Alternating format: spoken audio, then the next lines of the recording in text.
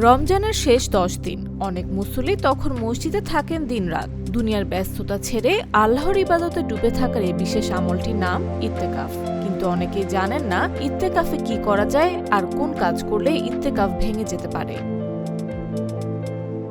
ইত্তেকাফ ইসলামে অত্যন্ত ফজিলতপূর্ণ একটি আমল। হাদিসে এসেছে, যে ব্যক্তি আল্লাহর সন্তুষ্টির জন্য একদিন ইত্তেকাফ করবে, আল্লাহ তার ও জাহান্নামের মাঝখানে 3টি পরীক্ষা সৃষ্টি করে দেবেন, যার একটি আসমান জমিনের দূরত্বের চেয়েও বেশি।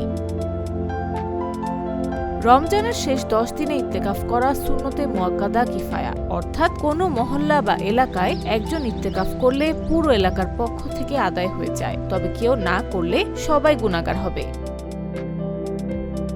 এছাড়া সারা বছরই নফল ইত্তেকাফ করা যায়, আর কেউ যদি ইত্তেকাফের মানত করে তাহলে তা পূরণ করা ওয়াজিব। ওয়াজিব ইত্তেকাফের ক্ষেত্রে রোজা রাখা বাধ্যতামূলক।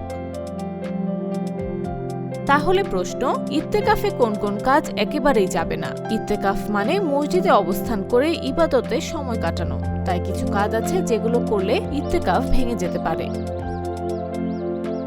ইত্তেকাফ অবস্থায় স্ত্রী সহবাস সম্পূর্ণ নিষিদ্ধ, এমনকি রাতেও এর অনুমতি নেই। ইত্তেকাফরত অবস্থায় রোজা রাখা জরুরি। কেউ ইচ্ছাকৃতভাবে পানাহার, সহবাস বা অন্য কারণে রোজা ভেঙে ফেললে তার ইত্তেকাফ ভেঙে যাবে।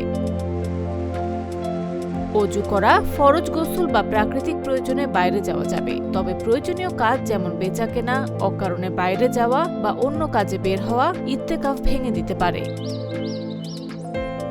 রমজানের শেষ দশকে এই আমল মুসলমানদের জন্য এক বড় সুযোগ, আল্লাহর নৈকট্য লাভের এবং আত্মশুদ্ধির। নিউজ ডেস্ক, জাগো নিউজ।